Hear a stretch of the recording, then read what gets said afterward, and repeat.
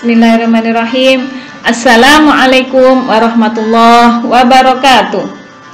Alhamdulillah, hari ini kita masih diberikan kesempatan oleh Allah untuk belajar lagi dalam keadaan sehat. Hari ini kita belajar tema 1, subtema 2, faktor-faktor geografis negara ASEAN. Masih ingat pelajaran sebelumnya tentang negara ASEAN? Nah, sebelum kita memulai pelajaran, marilah kita berdoa dulu. Bismillahirrahmanirrahim. Rabbi zid'ni ilma warzuqni fahma. Amin. Semoga Allah memberikan kita kefahaman ilmu dan kesehatan dalam mencari ilmu. Amin. Nah, anak-anak, kita mengulas lagi pelajaran kemarin tentang ASEAN. Ada berapa negara yang memperakasai ASEAN? Iya, ada 5 negara yang memperakasai berdirinya ASEAN. Nah, latar belakang dari berdirinya ASEAN salah satunya adalah kesamaan faktor-faktor geografis negara-negara yang ada di ASEAN. Kondisi geografis dan kehidupan sosial budaya negara-negara di Asia Tenggara akan kita pelajari hari ini. Seperti kita ketahui, negara-negara di Asia Tenggara umumnya memiliki kondisi geografis yang sama. Akan tetapi, kesamaan kondisi geografis tersebut tidak menjamin kehidupan sosial budayanya pun sama. Untuk itulah maka dibentuk adanya ASEAN. Nah, kita pelajari satu-satu tiap negara ya, bagaimana kondisi geografisnya dan bagaimana keadaan sosial budaya negara-negara tersebut. Dimulai dengan negara kita, Indonesia. Indonesia dikenal sebagai negara kepulauan. Seperti kita ketahui ya, banyak sekali pulau yang ada di Indonesia. Untuk itulah Indonesia dikenal sebagai negara kepulauan. Indonesia terletak di antara 2 samudra, yaitu Samudra Hindia dan Samudra Pasifik. Indonesia juga terletak di antara 2 benua, yaitu benua Asia dan benua Australia. Indonesia terletak juga di antara 2 sabuk pegunungan, yaitu Sirkum Pasifik dan Sirkum Mediterania. Indonesia memiliki banyak gunung dan pegunungan, lautan yang luas, sungai yang besar, serta danau. Penduduk Indonesia menganut 6 agama, yaitu apa saja? Masih ingat kan? Islam, Katolik, Kristen, Hindu, Buddha, dan satu lagi adalah Konghucu. Penduduk Indonesia terdiri atas lebih dari 300 kelompok etnis. Untuk itulah Indonesia banyak sekali suku bangsanya dan dijadikan satu menjadi Bhinneka Tunggal Ika. Etnis-etnis atau suku-suku yang terbesar adalah Jawa, Sunda, Madura, Batak, dan Minangkabau. Indonesia juga memiliki 721 bahasa daerah sebagai bahasa ibu dan bahasa sehari-hari, tapi disatukan dengan bahasa nasional yaitu bahasa Indonesia. Selanjutnya yaitu negara Malaysia. Seperti kita ketahui, Malaysia beribukotakan Kuala Lumpur dan terkenal dengan menara kembarnya. Kondisi geografis Malaysia adalah hutan yang luas. Kayu adalah komoditas ekspor Malaysia. Malaysia terdiri atas 13 negara bagian dan 3 wilayah persekutuan. Kilang minyak yang terkenal adalah kilang minyak di Kuala Terengganu, dan pertambangan timah yang terkenal ada di Perak. Malaysia terkenal sebagai penghasil karet terbesar di dunia. Selanjutnya adalah negara Singapura yang terkenal dengan patung singa berkepala putih. Kondisi geografis Singapura menyebabkan negara tersebut tidak memiliki banyak sumber daya alam. Usaha pertanian dilakukan secara hidroponik.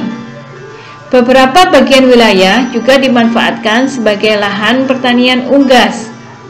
Singapura merupakan tujuan wisata yang populer karena ini adalah satu-satunya penghasil devisa negara. Singapura melakukan proyek aklamasi untuk mengatasi wilayahnya yang relatif sempit. Dan seperti kalian ketahui, Singapura sangat kesulitan sekali akan persediaan air minum. Dan itu harus diekspor dari negara tetangganya, yaitu Malaysia. Ustazah ulangi lagi, Singapura terkenal dengan apanya? Iya, patung singa berkepala putih.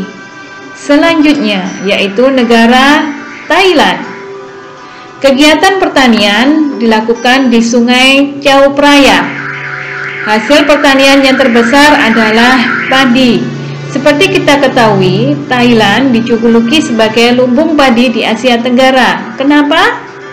Karena Thailand adalah penghasil padi terbesar di Asia Tenggara. Hasil pertambangannya ialah timah, timbel, seng, dan mangan. Sungai Mekong dan Sungai Chao Phraya, Selat Malaka, dan Teluk Siam dimanfaatkan penduduk untuk kegiatan penangkapan ikan. Thailand atau nama lainnya adalah Muang Thai adalah salah satu-satunya, bisa disebut seperti itu, adalah negara yang pernah dijajah oleh bangsa Barat. Selanjutnya adalah negara Filipina. Filipina terkenal dengan pantainya yang indah sekali. Masyarakat memanfaatkan dataran rendah sebagai lahan pertanian dan perkebunan. Hasil pertaniannya antara lain jagung, padi, ketela pohon, tebu, dan tembakau. Kayu merupakan komoditas ekspor terbesar di Filipina. Seperti negara apa tadi? Iya, seperti negara Malaysia. Kondisi geografis di Pulau Luzon dimanfaatkan sebagai pertambangan emas. Pulau Luzon adalah salah satu di antara pulau-pulau terbesar di Filipina setelah Pulau Mindanao yang berada di selatan Filipina, sedangkan Pulau Luzon berada di utara Filipina.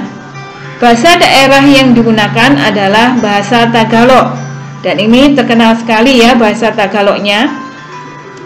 Selanjutnya adalah negara Laos. Lahan pertanian di negara Laos berada di dataran rendah Vientiane, dan sumber perikanan terbesar di Sungai Mekong. Laos termasuk salah satu negara termiskin di dunia. Bahasa resmi yang digunakan adalah bahasa Lao. Sebagian besar penduduk Laos beragama Buddha, dan industri di Laos terbatas hanya pada pengolahan kayu. Untuk itulah mengapa Laos termasuk negara termiskin di dunia, karena sumber pengolahan industrinya hanya terbatas pada pengolahan kayu. Selanjutnya adalah Brunei Darussalam. Ini adalah negara yang terkaya di Asia Tenggara, karena sebagian besar bentang alam Brunei menyimpan banyak minyak bumi dan gas alam yang menyumbang 40% pendapatan negara. Minyak bumi dan gas alam tersebar di wilayah Miri dan Kuala Belair. Hasil pertaniannya adalah padi, kelapa, lada, dan buah-buahan. Agama resmi di Brunei Darussalam adalah agama Islam. Brunei Darussalam terkenal sebagai pengekspor minyak mentah, gas alam, dan semua produk minyak. Namun, Brunei Darussalam juga mengimpor produk-produk mesin, mobil, barang elektronik, beras, dan gula. Selanjutnya adalah Myanmar. Di lembah Sungai Sitang merupakan penghasil tembakau ya di Pulau Myanmar itu. Sedangkan di Platosan menghasilkan teh, di pantai Arakan Yoma menghasilkan sayuran. Wilayah Tanah Serim dimanfaatkan untuk wilayah pertambangan yang menghasilkan timah. Dan Myanmar sendiri merupakan eksportir terbesar di dunia, eksportir beras terbesar ya di dunia. Itu adalah Myanmar. Perhatikan selanjutnya, yaitu negara Vietnam. Pusat industri utama berada di kota Ho Chi Minh. Industri yang berkembang adalah pengolahan makanan, penggilingan padi, dan tekstil. Hasil pertaniannya ialah buah, sayuran, jagung, ubi jalar, dan kopi. Hasil hutannya ialah kayu, jati, dan rotan. Kayu jati maksud Ustazah. Pertambangan dari Vietnam menghasilkan emas, biji besi, timah, gamping, dan seng. Kamboja adalah negara selanjutnya. Seperti kalian ketahui, di Kamboja terdapat Danau Tonle Sap yang menghasilkan ikan tawar utama di Asia Tenggara. Daerah Sungai Mekong dan Danau Tonle Sap dimanfaatkan untuk pertanian padi, umbi-umbian, jagung, dan buncis. Hasil pertaniannya yaitu tembakau dan karet. Hasil pertambangannya adalah besi, tembaga, mangan, dan emas. Sedangkan hasil industrinya adalah tekstil, kertas, dan minyak. Nah, Ustazah akhiri untuk pembelajaran hari ini. Semoga kalian bisa hafal dan paham akan negara-negara di Asia Tenggara. Ustazah akhiri, wassalamualaikum warahmatullahi wabarakatuh.